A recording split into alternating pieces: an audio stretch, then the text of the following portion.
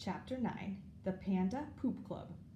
Hot fudge sundaes all around, Cousin Howie barked at the waiter at the coffee shop. Then he added, better make them doubles. I should have known the guard at the Bureau of Printing and Engraving couldn't save me. I should have known Dad and Cousin Howie would want to catch up and talk about old times. Not that Cousin Howie was happy when Mom and Dad both said they prefer no-fat frozen yogurt to ice cream sundaes. You could see the disappointment on his face. He told the waiter to bring them a side order of hot fudge, just in case. In honor of Uncle Farley Drexel, Cousin Howie said to Dad. Remember how he loved his hot fudge, Tubby? No, Dad said. Then your memory's not what it used to be, Cousin Howie said. Uncle Farley had a hot fudge sundae every day of his life. I'm sure the reason you call your boy Fudge is because of Uncle Farley Drexel's love for it. I don't think so, Dad said. Eudora laughed. Well, Tubby, either way, it's a treat to be here with you and your family. Howie's told me so many stories about the two of you, about how close you were as boys and how you were both going to be forest rangers when you grew up. Forest rangers, I thought. That's news to me. I tried to imagine Dad as a forest ranger, but I couldn't. He's such a city kind of guy. Howie's a park ranger, Eudora said. He's been at all national parks in Hawaii. On January 2nd, he's starting his new job at Everglades National Park. Until then, we'll be traveling around the country. Everglades, Dad said. That sounds exciting, Howie. Yes, it does, Cousin Howie agreed. How about you, Tubby? What do you do? Warren is in advertising, Mom answered. We live in New York City. Advertising? Cousin Howie's face clouded over. Advertising? That's right, Dad said, and I was glad he sounded proud of his job. But how can that be, Tub? Cousin Howie asked. Are you saying you broke your vows? Howie, Dad said, we were boys. Boys often change their minds when they become men. Well, I am certainly disappointed to hear that, Cousin Howie said. I never expected you to sell out. What did you sell, Dad? Fudge asked. How much did you get for it? It wasn't a question of selling out, Howie, Dad said, ignoring Fudge. It was a question of growing up and following my interests. You tell him, Dad, I thought. Then I got this picture in my mind of Jimmy and me meeting about 20 years from now. Jimmy's wife will remind me that he and I vowed to become professional sock hockey players. And I'll be, I don't know, a web designer or a movie director, and Jimmy will get all worked up about it because he'll be a star of the Vermont Blue Sox, the national sock hockey champions, and he'll tell me I sold out. This is sad news, Tubby, Cousin Howie said, stretching out the word. Advertising doesn't help make the world a better place. Oh, yes, Fudge said. I learn a lot from commercials. A lot of nothing, I thought. Commercials, Cousin Howie said. You write commercials? Fudge licked his spoon and said, my dad invented the Juicio commercial and the toddler bike commercial and the one for Explode cereal. The natural beauties gave Fudge a blank look. You know, Fudge told them from TV. We don't have TV, Fauna said. Pete, Fudge said, did you hear that? They don't have TV. And they aren't missing anything either, Cousin Howie said. Dad didn't respond. He was trying to be diplomatic, I could tell. But Fudge was like a train that couldn't be stopped. And last year my dad wrote a book, he announced. Now Cousin Howie relaxed his brow. A book? Well, that's more like it, he said. Isn't that more like it, girls? Yes, Daddy, the natural beauties chanted. That's more like it. What kind of book, Tub? Cousin Howie asked. But did Dad have a chance to answer? No. Turkey Brain wouldn't shut up. Longer than a Dr. Seuss book, he said, but shorter than an encyclopedia. Right, Dad?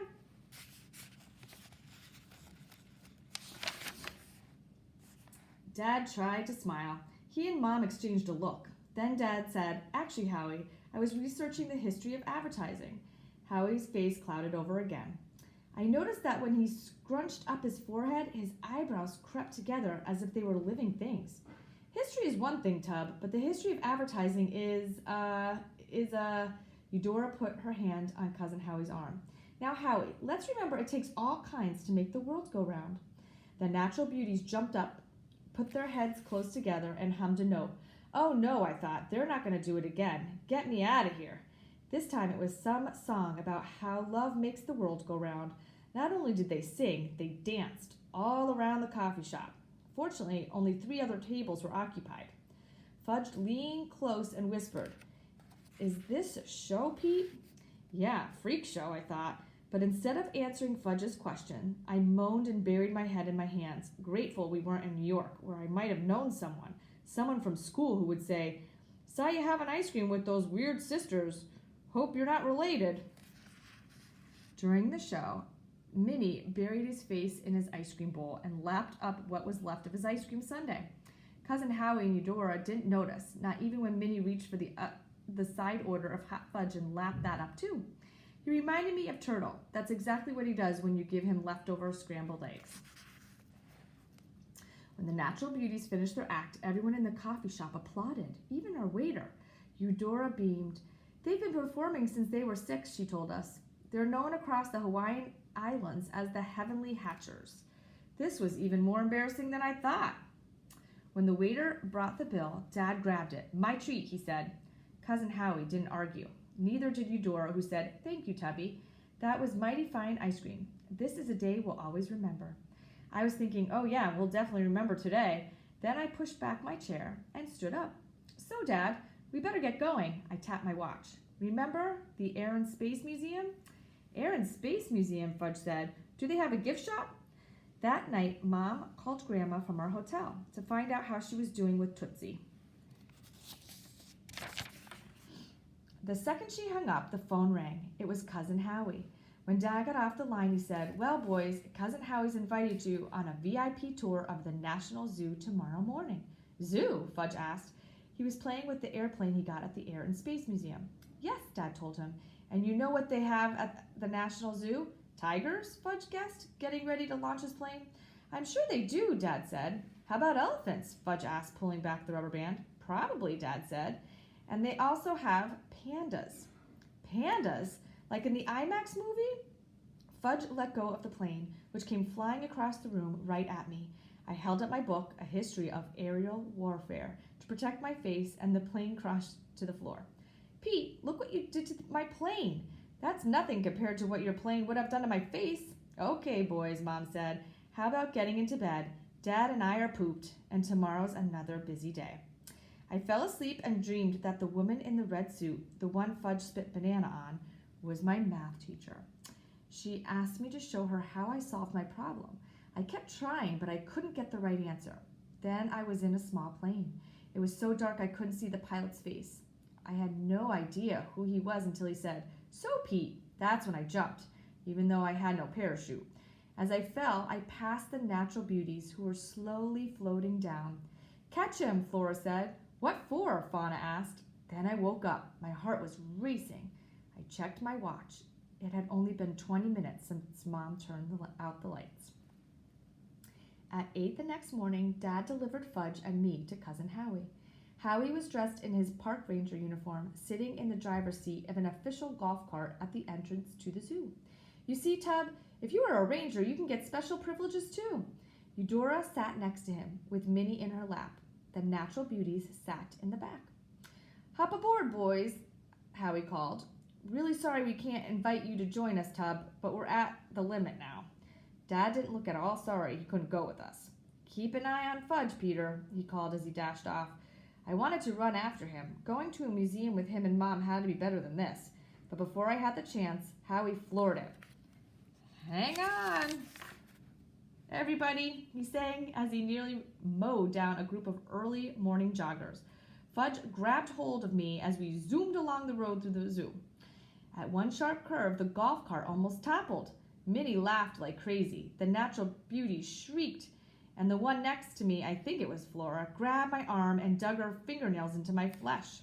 On the next curve, she practically ended up in my lap. She cried, "Daddy, slow down!" But Cousin Howie yelled, "Yippee!" as he swerved and curved and drove like a total maniac. "Yippee!" Minnie yelled with him. Finally, Eudora shouted, "Howie, think of the example you're setting for our children." Cousin Howie slammed on the brakes. The rest of us fell forward. "Get carried away there for a minute," Cousin Howie said. "What do we do when we get carried away?" "We stop and count to 10, the Natural Beauty said, sounding relieved. "And if that doesn't work," Cousin Howie asked, "we count to 10 again, the girl said. "And that's exactly what I'm going to do," Cousin Howie said. "Let's all count together." He took a deep breath and then counted to 10. The Natural Beauties counted along with him. I don't hear everybody counting, Cousin Howie said, turning to look at me and Fudge.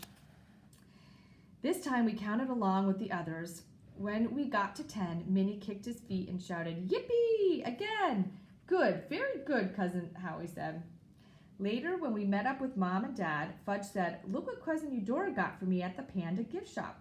He held out a tiny stuffed panda. "I'd bought the same one for Tootsie." "How thoughtful of you, Eudora, to buy you a souvenir," Mom said. "It's not the one I wanted," Fudge said. "The one he wanted cost $475, I told Mom and Dad. "It was life-size." "Fudge is such a scream," Flora said.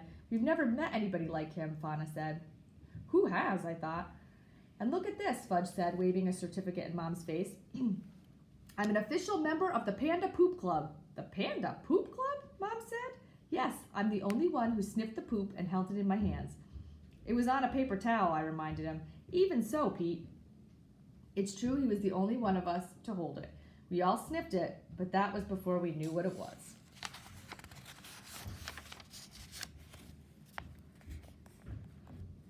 We thought it was a peeled sweet potato. It was the same color as a sweet potato. It was shaped like one, too. So how were we supposed to know it was poop? It smelled like grass to me. That was before I found out grass and bamboo smell a lot alike. Jane, the panda keeper, had signed Fudge's official certificate. "When I get enough money, I'm going to buy my own panda," he told her. "Where will you keep it?" "Where will you keep him?" Jane had asked. "In my apartment. I'll have a very big apartment with a panda room. And when it's nice out, I'll walk my panda in Central Park. Mom will cook him sweet potatoes, and I'll have another room filled with bamboo.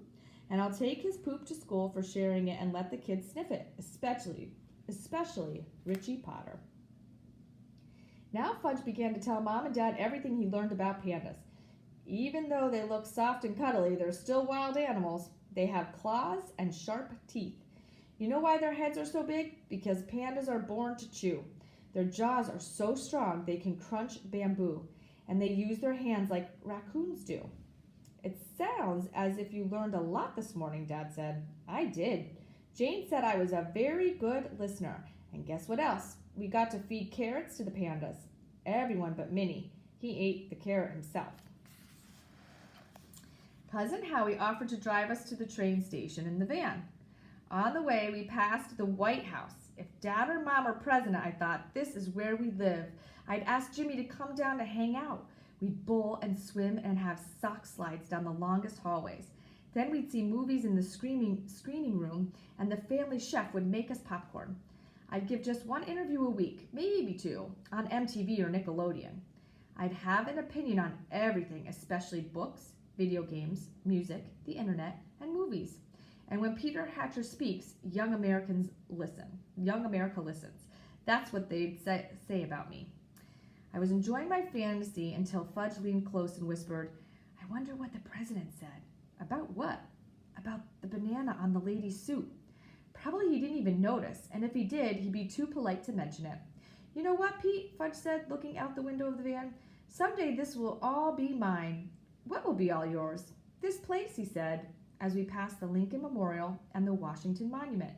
"It'll be called Fudgington then." "Don't hold your breath," I told him. "I never hold my breath, Pete, unless I'm underwater."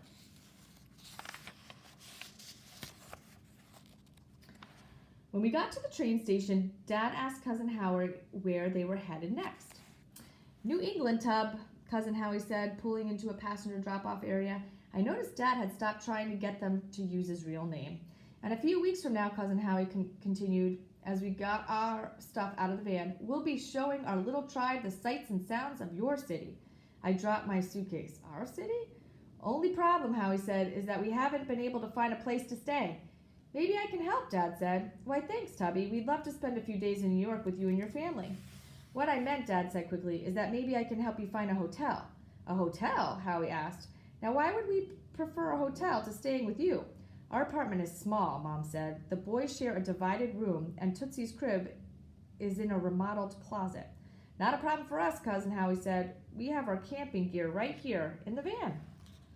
Never travel without it. The Honolulu Hatchers are ready for whatever comes their way."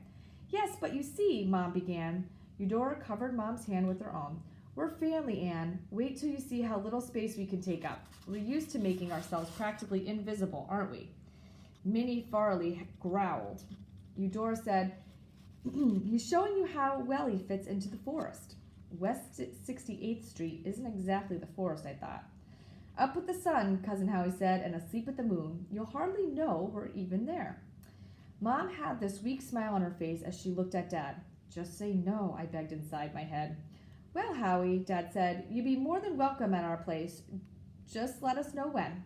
And give us some warning, I said, so I can arrange to stay at Jimmy's, I was thinking.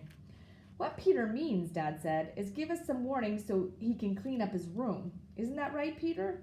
Dad looked at me and I got the message. Yeah, I said, sure, that's exactly what I mean.